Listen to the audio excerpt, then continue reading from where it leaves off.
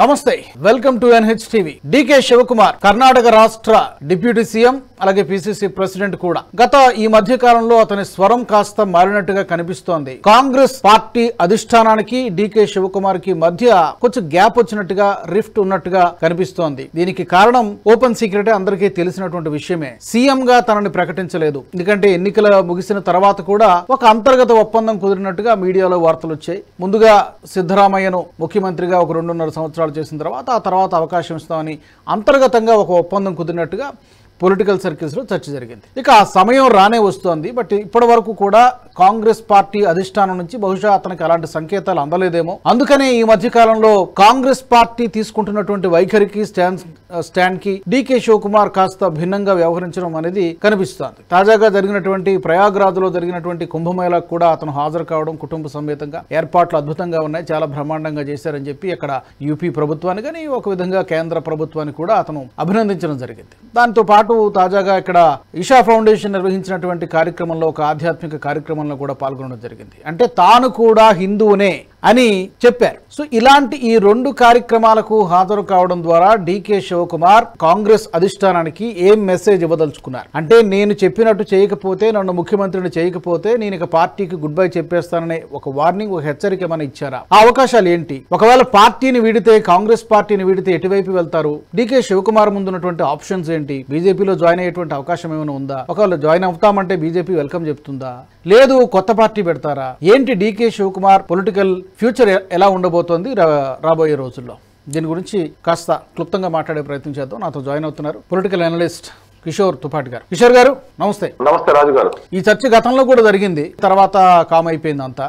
ఇప్పుడు మరోసారి డీకే శివకుమార్ తాను హిందువునే అని చెప్పడము, కుంభమేళాకు వెళ్లి అక్కడ కుటుంబ సమేతంగా పాల్గొనడము, ఏర్పాట్లన్నీ కూడా బ్రహ్మాండంగా ఉన్నాయని చెప్పడము, ఒక విధంగా ఇండైరెక్ట్ సిగ్నల్ ఏమైనా పంపిస్తున్నాడా కాంగ్రెస్ అధిష్టానానికి? నా మాట వినకపోతే, నన్ను సీఎంని చేయకపోతే నేను ఇక పార్టీలో ఉండనని చెప్పి ఒక సిగ్నల్ ఏమైనా ఇస్తున్నాడా? రాజు గారు, నేషనలిస్ట్ ప్రేక్షకులకి, ఎన్హెచ్టీవీ ప్రేక్షకులకి మీకు నా హృదయపూర్వక నమస్కారాలు. డీకే శివకుమార్ అనే వ్యక్తి రియల్ గానే పవర్ఫుల్ కాంగ్రెస్ లో. Is like trouble shooter. చాలా సార్లు అతను కాపాడాడు. రాజస్థాన్ లో ఇష్యూ జరిగినప్పుడు కూడా అతను కాపాడాడు. మహారాష్ట్రలో ఇష్యూ అప్పుడు కూడా అతను ఒంటి చేత్తో ఎమ్మెల్యేలందరినీ కూడా ఒక దీనిలోకి పంపించి రిసార్ట్ పాలిటిక్స్ అన్నిటి కూడా నాయకత్వం వహించాడు. నా దృష్టిలో అయితే ఆయన కొద్దిగా సిన్సియర్ కాంగ్రెస్ వర్కర్ లాగానే అనిపిస్తాడు. ఆయన ఇప్పుడు ప్రతి ఎలక్షన్స్ కూడా అతన్ని వాడుకుంటారు.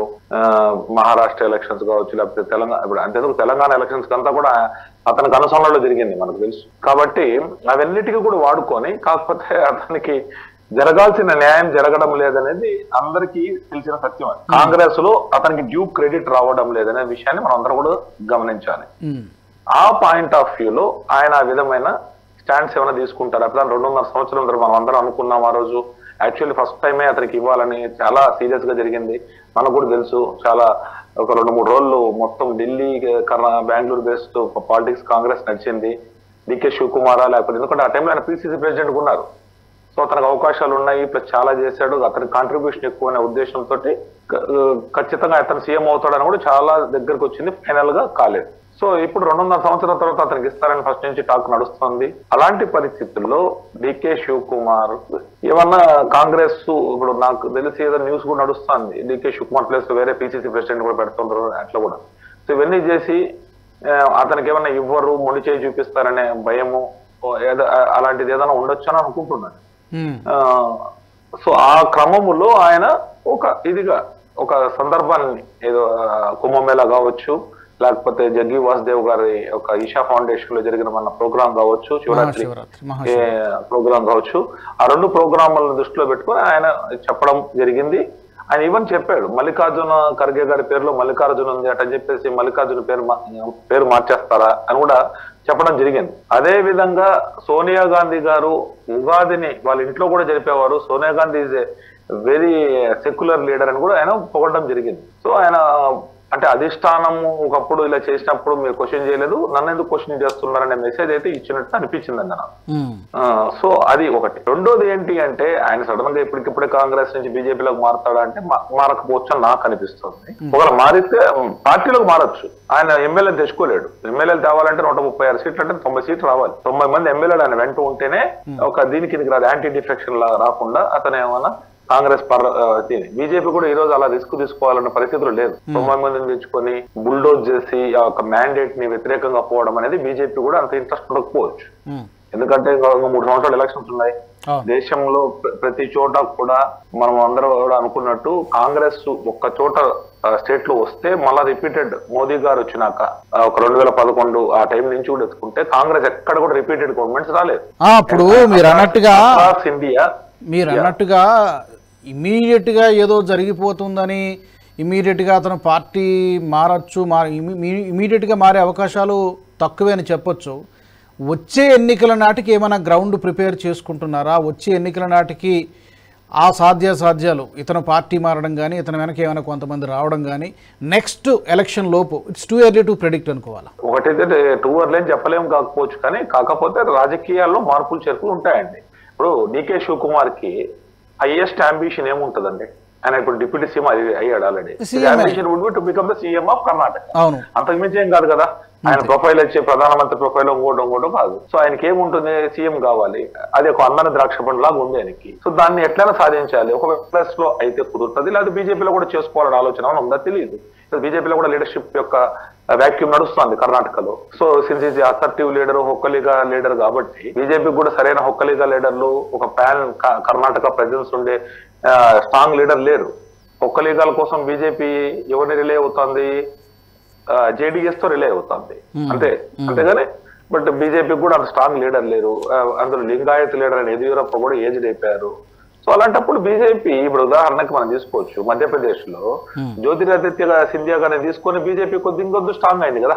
మేబీ జ్యోతిరాదిత్య సింధియా వచ్చేసి మార్పులు తెచ్చేంత స్థాయిలో లేకపోయినా బీజేపీకి శత్రుశేషం లేకుండా చేసుకుంది అక్కడ. సో మనం చూడండి 29 ఎంపీ సీట్లు వచ్చాయి మధ్యప్రదేశ్ లో.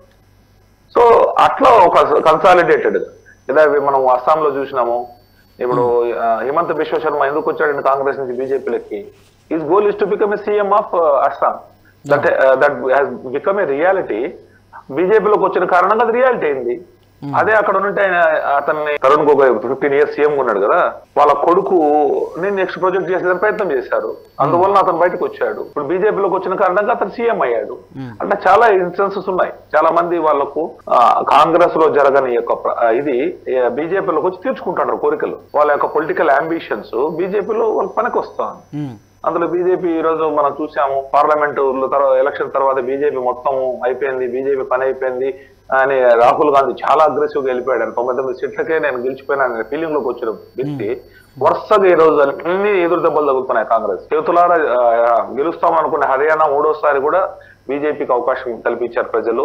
కాంగ్రెస్ కు వచ్చిన పవర్ వెళ్ళిపోయారు. అదే విధంగా తీసుకుంటే మహారాష్ట్రలో కూడా ఓన్లీ 30 సీట్లు వచ్చినాయి. ఏది మన ఎన్డీఏ కూటమికి. ఎన్డీఏ కూటమి 17 సీట్స్ మాత్రం వచ్చినాయి.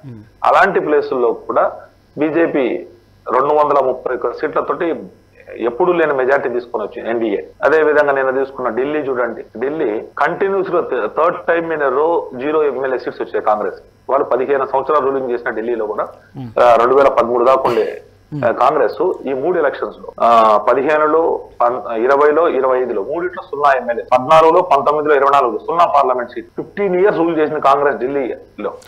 ఇప్పుడు ఈ కాన్సిక్వెన్సెస్ అన్ని కూడా అసెంబ్లీలో కూడా ప్రాతినిధ్యం లేదు. కరెక్ట్. ఇప్పుడు ఈ పరిణామాలన్నీ చూసిన తర్వాత కాంగ్రెస్ గ్రాఫ్ దేశవ్యాప్తంగానే డౌన్ అవుతుంది, ఎక్కడ రిపీట్ కావడం లేదు మీరు అన్నదాన్ని బట్టి. ఈ పాయింట్ ను కూడా డెఫినెట్ గా అంత సీనియర్ పొలిటీషియన్ కాబట్టి డీకే శివకుమార్ పరిగణలోకి తీసుకునే ఉంటారు. అయితే కాంగ్రెస్ పార్టీ అధిష్టానము సిద్ధరామయ్య వైపు మొగ్గు చూపడానికి అంటే ఏ ఎక్స్టెంట్ వరకు వెళ్ళగలుగుతుంది? నువ్వు పార్టీ నుంచి వెళ్ళిపోయినా మాకు నష్టం లేదని చెప్తుందా? ఈవెన్ ఫస్ట్ టర్మ్ అతనికి ఛాన్స్ ఇవ్వడం కూడా సిద్ధరామయ్య వైపు మొగ్గు చూపడానికి సామాజిక వర్గమా, లేకపోతే అతను వెనకాల ఎక్కువ మంది సంఖ్యాబలం చూసుకునే అటువైపు మొగ్గు చూపుతోంది? ఎందుకంటే వయసు పరంగా చూసుకుంటే సిద్ధరామయ్య వెటరన్ లీడరే. సో ఎందుకని ఇతను వదులుకోవడానికి కూడా కాంగ్రెస్ పార్టీ సిద్ధమైన, పార్టీ నుంచి బయటకు వెళ్ళిపోయినా మాకేం నష్టం లేదనేటువంటి పరిస్థితి ఆ ఎక్స్టెంట్ వరకు వెళ్తుందా? అలాంటి పరిస్థితి కాంగ్రెస్ లో నాకు తెలిసి ఎక్కడైనా బుజ్జగింపుతో వాళ్ళని కన్సోల్ చేసిన ఒకటి 2 ఇన్స్టెన్సెస్ ఒక సచిన్ పైలట్ దాకా ఉంది, కానీ ఎక్కడ కూడా బుజ్జగించి సముదాయించి పార్టీలో రిటైన్ చేసుకున్న దాఖలాలు ఈ మధ్య కాలంలో లేవండి. ఈ షేరింగ్ ఈ మధ్య కాలంలో ఎవరినైనా బయటికి వెళ్తామనేవాడు ఆగిపోయి చేసే ఒక సచిన్ పైలట్ తప్ప ఈ మధ్య కాలంలో ఉన్న ఒక పేరు చూపించాడు నాకు. అందరు వెళ్ళిపోయినారు. ఆంటోనీ గారు కొడుకు బీజేపీలో ఉన్నాడు. ఓకే, ప్రధానమంత్రుల కొడుకులు బీజేపీలో ఉన్నారు, ముఖ్యమంత్రుల కొడుకులు బీజేపీలో ఉన్నారు, కాంగ్రెస్ నుంచి వచ్చిన వాళ్ళు. మన ఆంధ్రప్రదేశ్ ఎత్తుకోండి, ex CM of Andhra Pradesh is in BJP now. అదే ఇప్పుడు నేనేమంటున్నానంటే కాంగ్రెస్ ఈ 2.5 సంవత్సరాల ఈ సీఎం కుర్చీని పంచుకోవడం అనేది ఇప్పటి వరకు 2 సార్లు గతంలో జరగలేదు. కానీ అంతర్గతంగా ఒప్పందాలు చేసుకు రాజస్థాన్ లో అశోక్ గెహ్లాట్ వర్సెస్ సచిన్ పైలట్ జరగల, ఛత్తీస్గఢ్ లో టిఎస్ సింగ్ దేవ్ భూపేష్ బఘేల్ అప్పుడు బట్ ఇంటర్నల్ గా ఒక ప్రామిస్ చేసుకున్నట్టున్నారు, అది కూడా లాస్ట్ మూమెంట్ వచ్చేసరికి అది కూడా జరగల. సో ఆ 2 చోట్ల పోయింది. సో ఇప్పుడు కర్ణాటకలో కూడా ఇంకా ఎన్నికలకి ఇంకా చాలా సమయం ఉంది, బట్ స్టిల్ అదే జరగబోతోందా, లేకపోతే అక్కడ మనం దెబ్బతిన్నాం కాబట్టి లేదు అంతవరకు వెళ్ళకుండా జాగ్రత్త పడతారా? కాంగ్రెస్ లో ఫస్ట్ నుంచి ఒక సంస్కృతి ఒకటి ఉందండి. ఎవరిని కూడా రీజనల్ లీడర్స్ ని అసెప్టివ్ గా బిల్డ్ చేయరు. ఎందుకు చేయరంటే వాళ్ళు ఏమన్నా పొటెన్షియల్ థ్రెట్ అయిపోతారేమో అధిష్టానానికి, మా మాట వినకుండా పోతారని వీళ్ళే ఒక ప్రతిపక్షాన్ని బిల్డ్ చేసి పెట్టింటారు. అంటే వీళ్ళే వాళ్ళ యొక్క స్వపక్షంలో విపక్షం అంటాం కదా, అలా వీళ్ళే ఒక రెబల్ లీడర్ తయారు చేస్తారు ప్రతి స్టేట్ లో. ఇప్పుడైనా కాదు, గతంలో కూడా.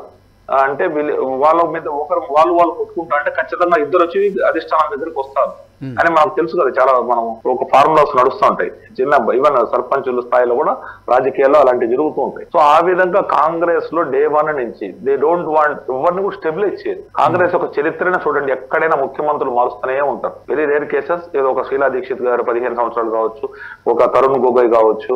ఓకే, అంత తప్ప ఇంకెవ్వరు కూడా ఒకే చోట ఉండి ఇంకొకటి వాళ్ళు ఒక అసెప్టివ్ లీడర్షిప్ ని యాక్సెప్ట్ చేయలేరు. ఉదాహరణకి మొన్న మల్లికార్జున్ ఖర్గే గారు ఏసీ అధ్యక్షునికి ఆయన ఎంత 80 ఇయర్స్ ఆయనకి age.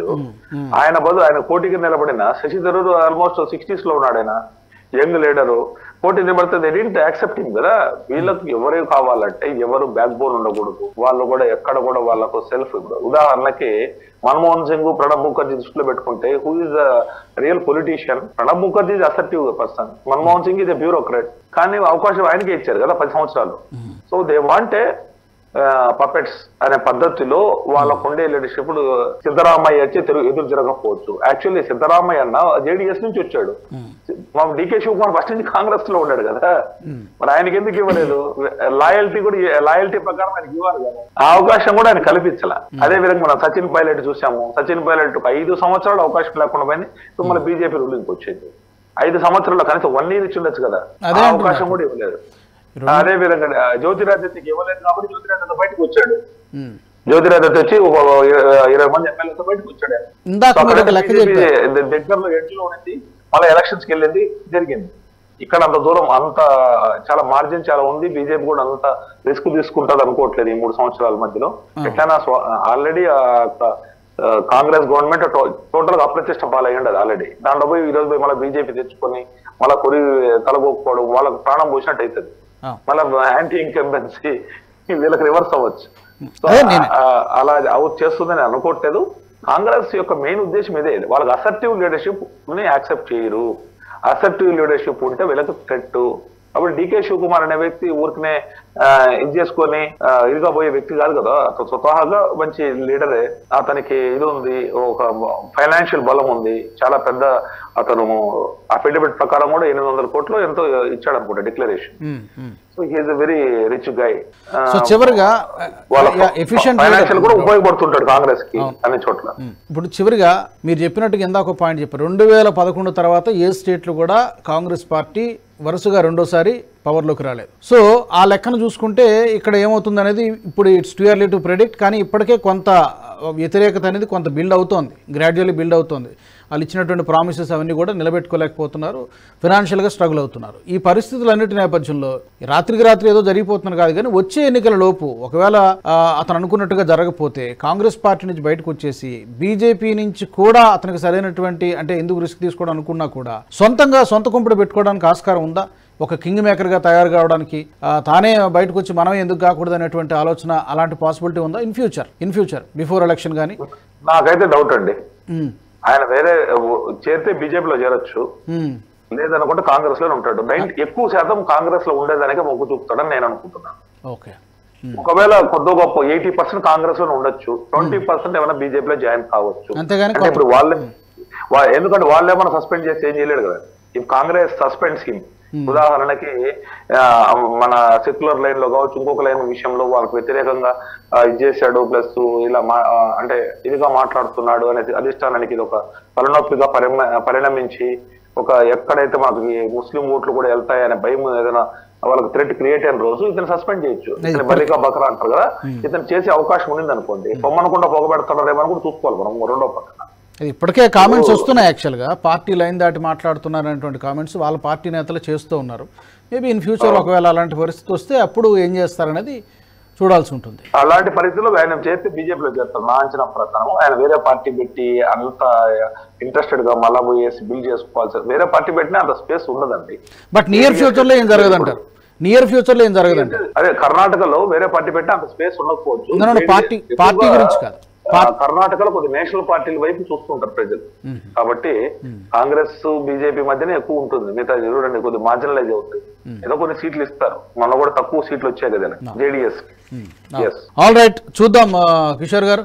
We have to wait and see రాబోయే రోజుల్లో ఏం జరుగుతుంది. డీకే శివకుమార్ అడుగులు ఎటుపడతాయి? బీజేపీ వైపా లేకపోతే కాంగ్రెస్లోనే కొనసాగుతారా? ప్రస్తుతం తాజాగా జరిగినటువంటి పరిణామాలు ఇవన్నీ కూడా కేవలం అధిష్టానాన్ని బెదిరించి దారికి తెచ్చుకోవడానికైనా ఇవన్నీ కూడా ప్రస్తుతానికైతే క్వశ్చన్ మార్క్స్ లాగా కనబడుతున్నాయి. చూద్దాం ఏం జరుగుతుంది. Thank you very much Kishore గారు, ధన్యవాదాలు. మరి ఈ అంశానికి సంబంధించి మీ అభిప్రాయాలను కూడా తప్పకుండా కామెంట్ రూపంలో తెలియచేయండి. ఈ వీడియో నచ్చినట్టయితే లైక్ చేయండి, షేర్ చేయండి, బెల్ బటన్పై క్లిక్ చేయండి. అలాగే NHTV nationalist hub group of ఛానల్స్ను సబ్స్క్రైబ్ చేసుకోండి. జాతీయవాద జర్నలిజాన్ని ప్రోత్సహించండి. జై హింద్, జై భారత్. ఈ వీడియో మీకు నచ్చినట్టయితే లైక్ చేయండి, 10 మందికి షేర్ చేయండి. అలాగే కామెంట్ల రూపంలో మీ అభిప్రాయాలను మాతో పంచుకోండి. Nationalist hub group of channels ను సబ్స్క్రైబ్ చేసుకుని తెలుగునాట జాతీయవాద జర్నలిజాన్ని ప్రోత్సహించండి. ఈ వీడియో కింద ఉన్న బెల్ ఐకాన్ పై క్లిక్ చేయడం మర్చిపోవద్దు.